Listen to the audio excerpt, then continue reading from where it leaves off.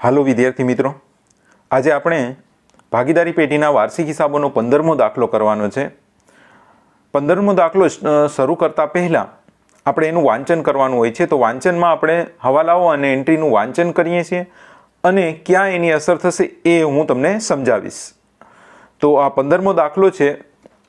તો સૌપ્રથમ એમાં હવાલાઓનું વાંચન કરીએ અને હવાલાઓ કઈ એન્ટ્રીઓમાં અસર થશે એ આપણે હવાલામાં સૌપ્રથમ હવાલો છે, આખર માલના સ્ટોકની મૂળ કિંમત 10,000 છે, જે પૈકી 50% સ્ટોકની કિંમત ઉપજી શકે તેમ નથી.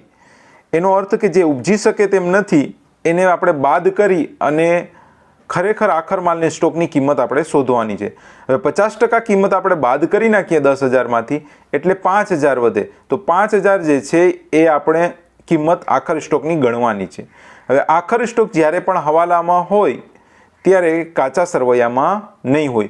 આની બે અસર આપવાની છે, વેપાર ખાતાની જમા બાજુ અને બીજી અસર પાકા સરવૈયામાં મિલકત લેણા બાજુ, કારણ કે આખર સ્ટોક એ આપણી ચાલુ મિલકત કહેવાય. મકાન ખરીદીના કાનૂની ખર્ચા ₹4,000 કાનૂની ખર્ચમાં સમાયેલ છે. વિદ્યાર્થી મિત્રો, કોઈ પણ મિલકત ખરીદતા જે વધારાનો અન્ય ખર્ચ થાય, દાખલા તરીકે મિલકત લાવવાનો ખર્ચ, પછી મકાન ખરીદ્યું હોય તો દસ્તાવેજનો ખર્ચ, તો એ અન્ય વધારાના જે ખર્ચ છે એ જે તે મિલકતની કિંમતમાં ગણી લેવામાં આવે છે. તો અહીંયા જે મકાન ખરીદીના જે કાનૂની ખર્ચ છે એ કાનૂની ખર્ચમાં સમાયેલ છે. એનો અર્થ આપણે કાનૂની ખર્ચમાંથી કાઢી નાખવા પડશે અને મકાનમાં એને ઉમેરો કરી દેવાનો પડશે. તો કાનૂની ખર્ચમાં કાઢવાનો અર્થ કાનૂની ખર્ચ જે છે એમાંથી આપણે બાદ કરશું. એટલે અહીંયા ટીક કરી લઈએ. હવાલો અહીંયા છે, કાનૂની ખર્ચમાં અસર કરશે અને બીજું અસર જે મકાનને કરશે. તો મકાન છે એની ઉપર જ, તો જેથી કરીને આપણને ખ્યાલ રહે કે આ હવાલામાં એને આપણે ટીક માર્ક કર્યા છે જે હવાલામાં છે. ત્યાર પછીનો ત્રીજો હવાલો છે, દેવાદારો પર 5% ઘાલખાદ અનામતની જોગવાઈ કરો. દેવાદારો ઉપર ઘાલખાદ અનામતની જોગવાઈ કરવાની છે. તો એમાં કોષ્ટક હોય છે જે ઘાલખાદ અને ઘાલખાદ અનામતને અસર કરશે. તો એને બંનેને આપણે ટીક કરી લઈએ અને સાથે સાથે દેવાદારોને પણ ટીક કરી લઈએ. દેવાદારોમાં અહીંયા આપણને લેણું લખ્યું છે. લેણું એટલે લેણું અને દેવું સાથે લખ્યું છે. તો એ લેણું એટલે દેવાદારો જેની ઉધાર બાકી હોય છે. તો અહીંયા હું ટીક કરી લઉં છું. ત્યારબાદ એમાં મકાન પર ઘસારો કહીએ છીએ. એનો અર્થ કે મકાન ઉપર 2 વખત આપણે હવાલાની અસર થશે. એટલે આપણે પહેલો હવાલો કમ્પ્લીટ કર્યા પછી આપણે અંદરની જ કોલમમાં રાખશું અને 2 લીટી મેં કરી લીધી એટલે બીજી અસર પણ એમાં આપવાની છે, એ આપણને ખ્યાલ રહે. ત્યાર પછી પેટન્ટ અને ટ્રેડમાર્કનો 1/3 ભાગ માંડી વાળવાનો છે. હવે પેટન્ટ એ અદ્રશ્ય મિલકત છે, તો ઘસારાની જેમ એની અસર કરવાની હોય. તો પેટન્ટ અને ટ્રેડમાર્કમાં હું ટીક કરી લઉં છું.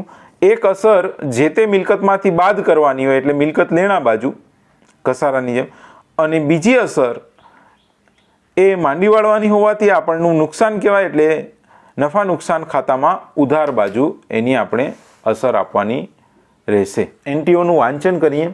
એમાં મૂડી અને ઉપાડ જે આપણે શરૂઆતમાં જ લખી લઈએ છીએ. ત્યાર પછી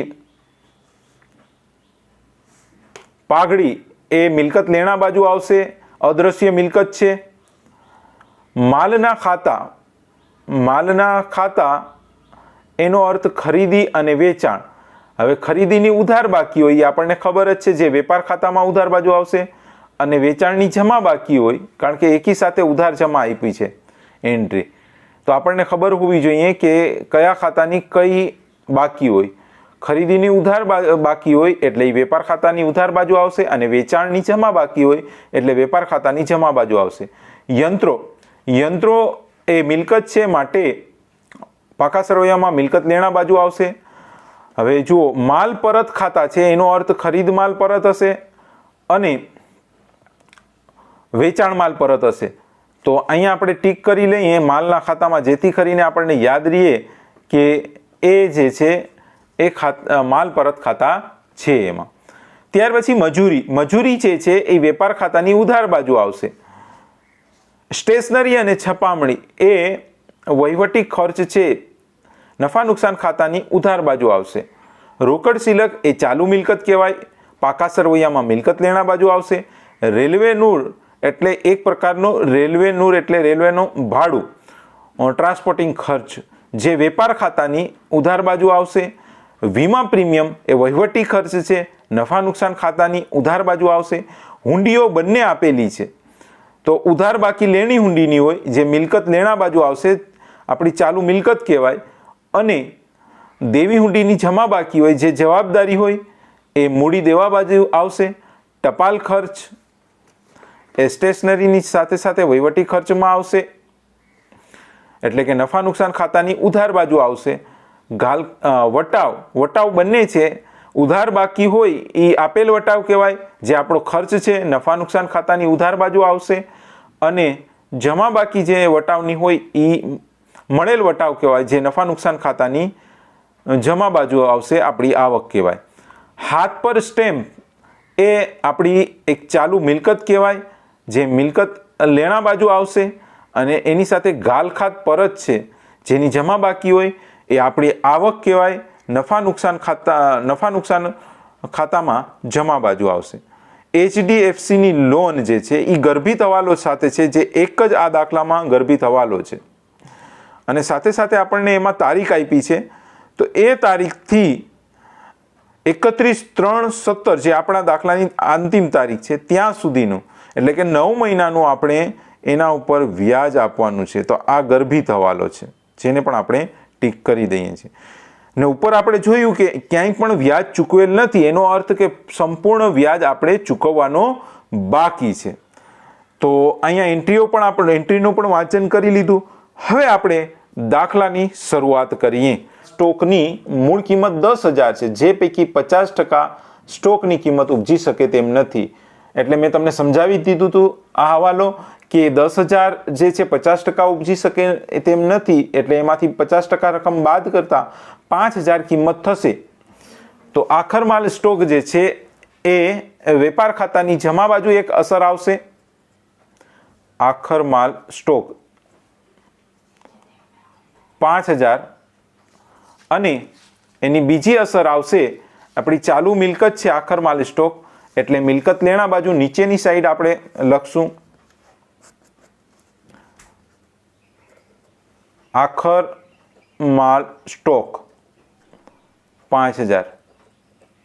છે કે મકાન ખરીદીના કાનૂની ખર્ચા 4,000 કાનૂની ખર્ચમાં સમાયેલ છે.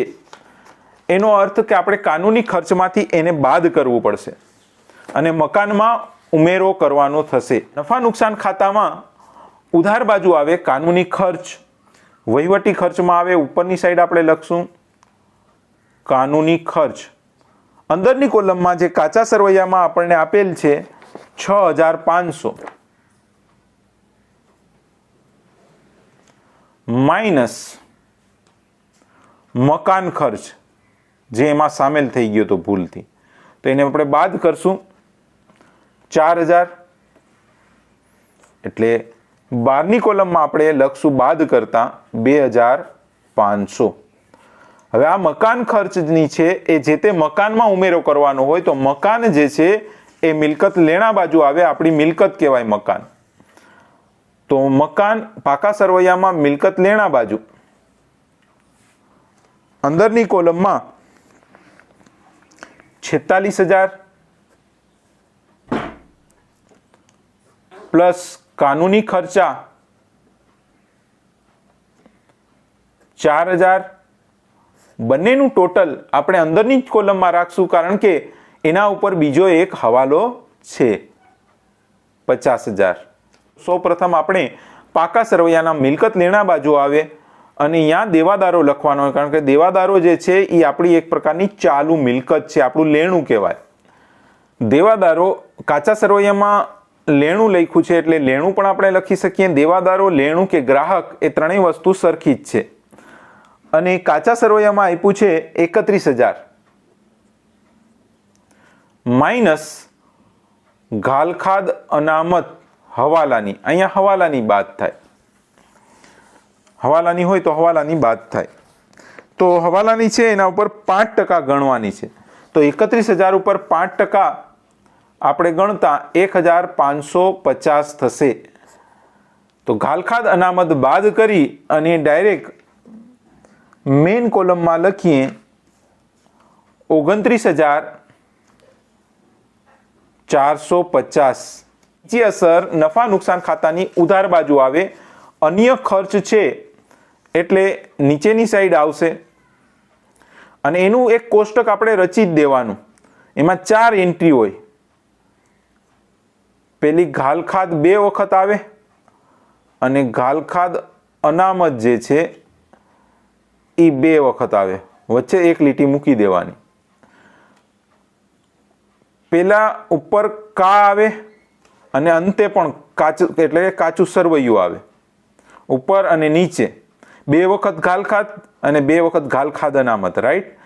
ત્યારબાદ ઉપર પેલામાં કા એટલે કાચું સરવૈયું લખવાનું અને અંતિમ એમાં કાચું સરવૈયું લખવાનું. વચ્ચેની 2 છે એમાં હવાલા એટલે કે હ લખી દેવાનું.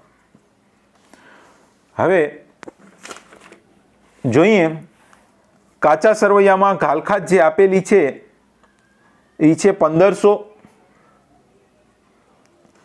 હવાલામાં જે આપણે ગણતરી કરી એમાં ઘાલખાદ હવાલાની હતી નહીં એટલે આપણે ડેશ કરશું. ઘાલખાદ અનામત જે છે હવાલામાં એ 1550 છે જે આપણે ગણતરી કરી છે. અને ઘાલખાદ અનામત આ ત્રણેયનો સરવાળો થાય એટલે 2 જ છે એટલે બંનેનો સરવાળો થશે 3050 માઇનસ ઘાલખાદ અનામત કાચા સરવૈયાની બાદ કરવાની હોય 2000 છે. તો 2000 બાદ કરતા મુખ્ય કોલમમાં આવશે 1050. ચોથો હવાલો ફર્નિચર પર 10% અને મકાન પર 5% ઘસારો ગણો. મિલકત ઉપર ઘસારો ગણવાનો હોય તો સૌ પ્રથમ આપણે પાકા સરવૈયામાં મિલકત લેણા બાજુ આવવાનું હોય. મકાન ઉપર જે છે એ આપણને 5% કીધું છે એટલે બાદ પેલા મકાનનું ખર્ચ મકાનનો ઘસારો બાદ કરશું કારણ કે આપણે અંદરની કોલમમાં રાખ્યું છે એટલે પેલા મકાનનો ઘસારો ગણી લે. એ આવશે 2500 કારણ કે 50,000ના 5% કરીએ એટલે 2500 થાય. બાદ કરતા મેઇન કોલમમાં આવશે 47,500. હવે ફર્નિચરનું ઘસારો લઈએ.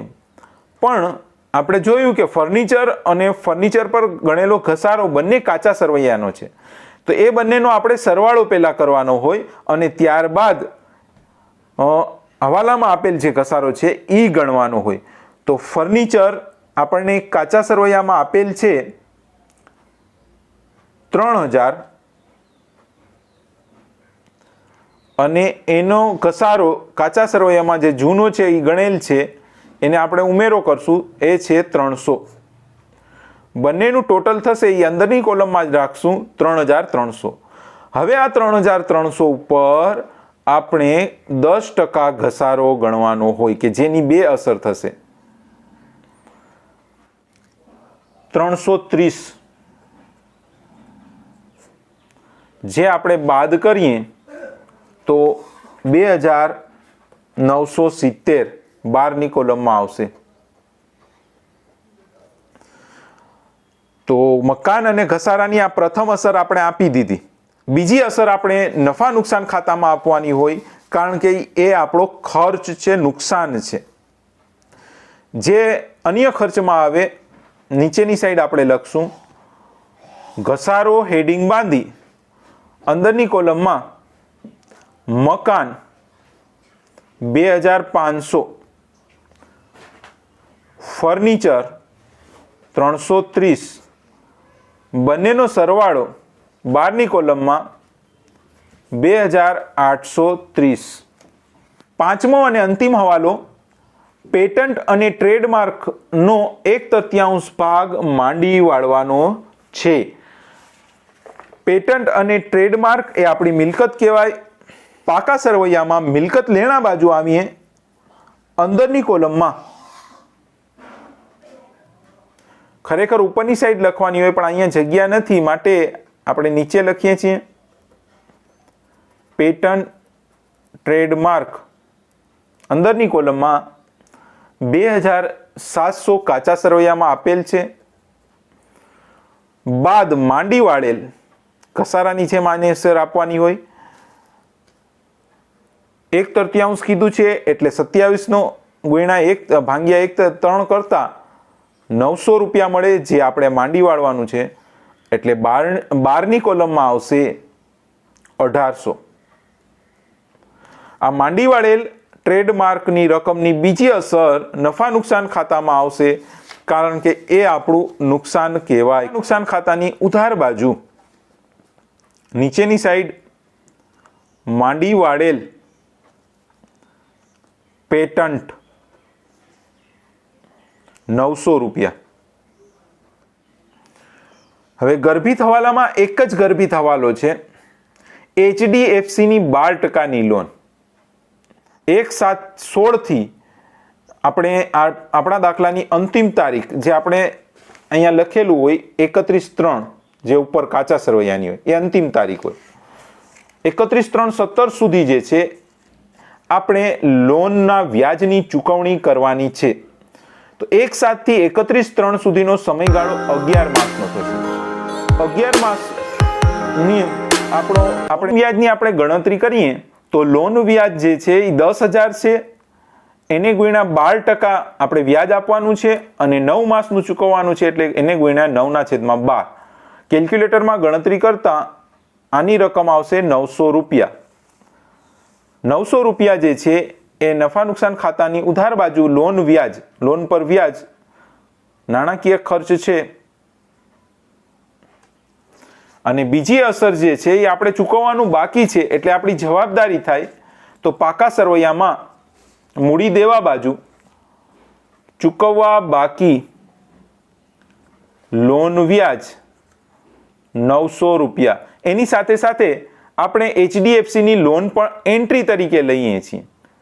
HDFC લોન 12%ની એ છે 10,000, જેથી કરીને ભૂલાય નહીં.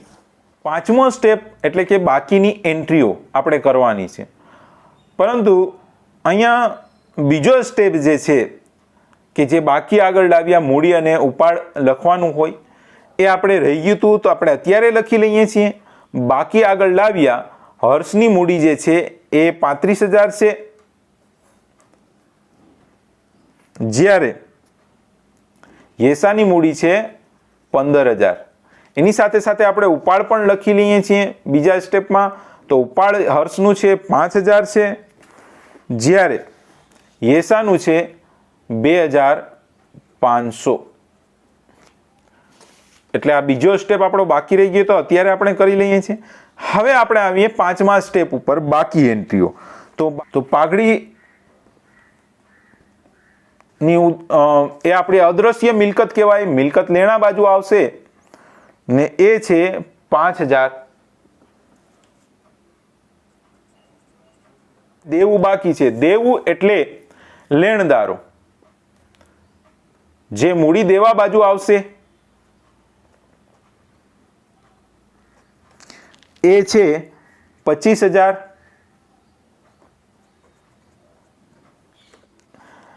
વેપાર ખાતાની ઉધાર બાજુ ખરીદી આવે તો સૌપ્રથમ આપણે ખરીદી લખીએ, જેની ઉધાર બાકી હશે કારણ કે માલના ખાતા બંને સંયુક્ત આપેલા છે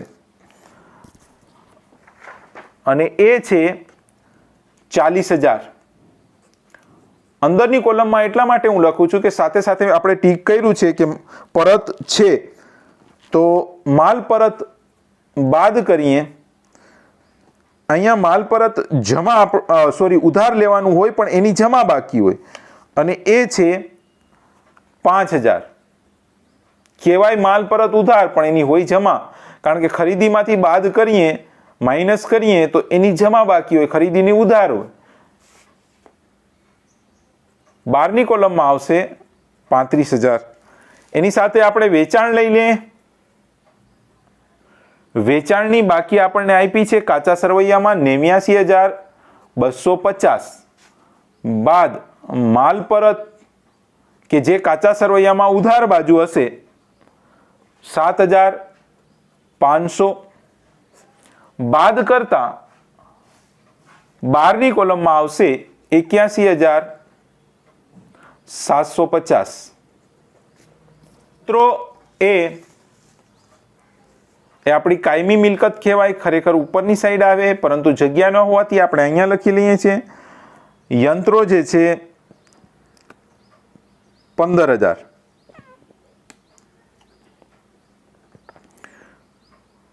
શરૂઆતનો સ્ટોક વેપાર ખાતાની ઉધાર બાજુ આવે 6,000.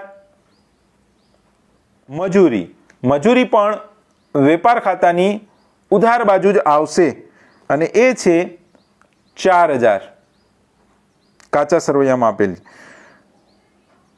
સ્ટેશનરી અને છપામણી એ આપણો વહીવટી ખર્ચ છે. નફા નુકસાન ખાતાની ઉધાર બાજુ આવશે 1,550. રોકડ સિલક એ આપણી ચાલુ મિલકત છે. પાકા સરવૈયામાં મિલકત લેણા બાજુ આવશે.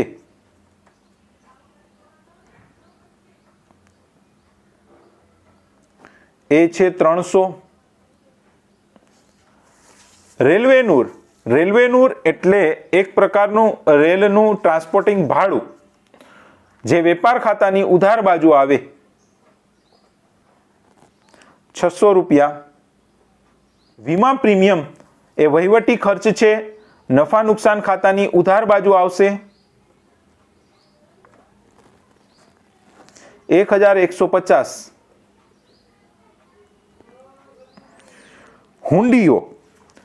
હુંડીઓમાં બંને હુંડીઓ છે. લેણી હુંડી જે છે એની ઉધાર બાકી હોય એ આપણું લેણું કહેવાય, ચાલુ મિલકત છે. એટલે પાકા સરવૈયામાં મિલકત લેણા બાજુ આવશે જે 4,000 છે. એ જ રીતે દેવી હુંડી છે, એની જમા બાકી હોય જે આપણી જવાબદારી કહેવાય. પાકા સરવૈયામાં મૂડી દેવા બાજુ 2,500. ટપાલ ખર્ચ એ આપણો વહીવટી ખર્ચ છે. નફા નુકસાન ખાતાની ઉધાર બાજુ આવશે. એ છે 2,000. ત્યાર પછી વટાવ બંને છે. ઉધાર બાકી છે એ ઉધાર બાજુ આવશે, જમા બાકી છે એ જમા બાજુ આવશે.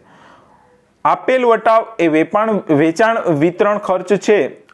વચ્ચેથી થોડેક ઉપર આવે. આપેલ વટાવ નફા નુકસાન ખાતાની ઉધાર બાજુ 750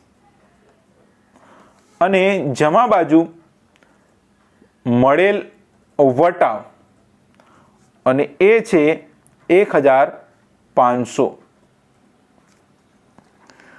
ત્યાર પછી હાથ પર સ્ટેમ્પ અને ઘાલખાદ પરત. હાથ પર સ્ટેમ્પ છે એ આપણી ચાલુ મિલકત કહેવાય. મિલકત લેણા બાજુ પાકા સરવૈયામાં આવશે એટલે એની ઉધાર બાકી હોય 150.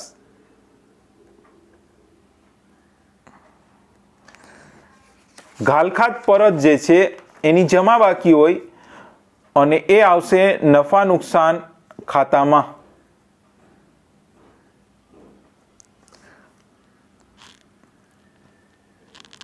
$1,250. અહીંયા તમામ એન્ટ્રીઓ કમ્પ્લીટ થઈ. બાકીની એન્ટ્રીઓ એટલે આપણો અંતિમ સ્ટેપ આવે છે ખાતાઓ બંધ કરવા. ખાતાઓ બંધ કરવામાં સૌ પ્રથમ આપણે વેપાર ખાતું બંધ કરીએ છીએ. તો વેપાર ખાતું આપણે બંધ કરીએ. વેપાર ખાતાની જમા બાજુનો સરવાળો વધુ છે જે આપણે ઉધાર બાજુ મૂકશું 86,750. જે આપણે ઉધાર બાજુ મૂકશું 86,750. જમા સરવાળો વધુ હોવાથી જે ઉધાર બાજુ બાકી નીકળશે એને આપણે કહેશું કાચો નફો અને એ આપણે લઈ જશું નફા નુકસાન ખાતે. એ આવશે 86,750 માંથી ઉપરની તમામ એન્ટ્રીઓ બાદ કરતા એ આવે છે 41,150. કાચો નફો વેપાર ખાતામાં ઉધાર બાજુ, તો નફા નુકસાન ખાતામાં આપણે જમા બાજુ લખશું 41,150. હવે નફા નુકસાન ખાતું બંધ કરીએ તો એ જ રીતે જે બાજુનો સરવાળો વધુ હોય એ બંને બાજુ આપણે મૂકશું. અહીંયા પણ જમા બાજુનો સરવાળો વધુ છે જે 43,900 છે, જે આપણે ઉધાર બાજુ મૂકી દેશું. જમા બાજુનો સરવાળો વધુ હોવાથી જે બાકી આવશે એને આપણે કહેશું ચોખ્ખો નફો. એ આપણે ક્યાં લઈ જશું? તો કે નફા નુકસાન ફાળવણી ખાતે. આ 43,900 માંથી ઉપરની તમામ એન્ટ્રીઓ બાદ કરતા આપણને ચોખ્ખો નફો મળે છે 30,270. તો નફા નુકસાન ફાળવણી ખાતામાં જઈએ. નફા નુકસાન ખાતામાં આપણે ઉધાર બાજુ લખ્યું છે, તો નફા નુકસાન ફાળવણી ખાતામાં આપણે જમા બાજુ ચોખ્ખો નફો લખશું 30,270.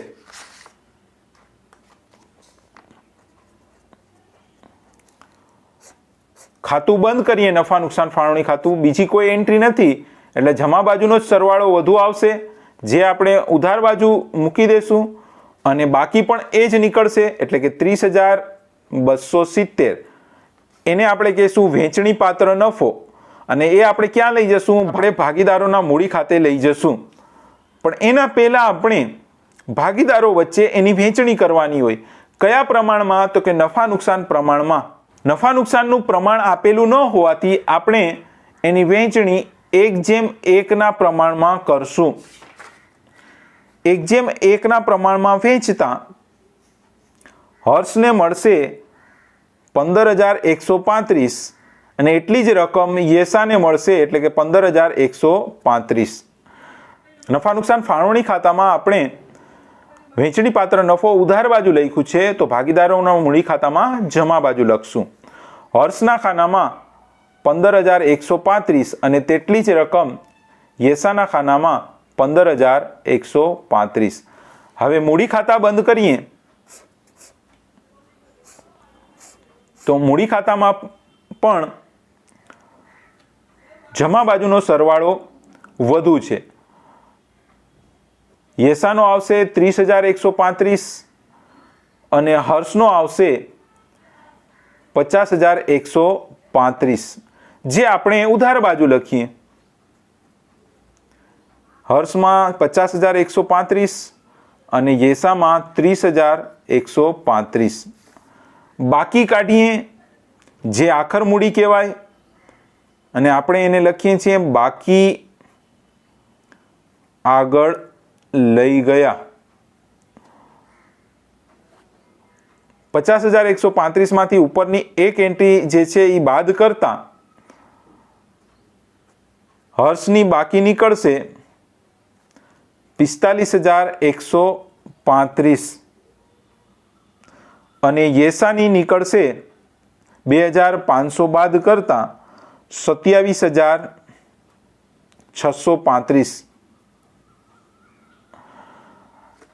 હવે આ મૂડી ખાતામાં આપણે આખર બાકી જે છે એ ઉધાર બાજુ લખી છે, તો પાકા સરવૈયામાં આપણે જમા બાજુ લખશું. તો પાકા સરવૈયાનું જમા એટલે મૂડી દેવા, તો મૂડી દેવા બાજુ લખીએ.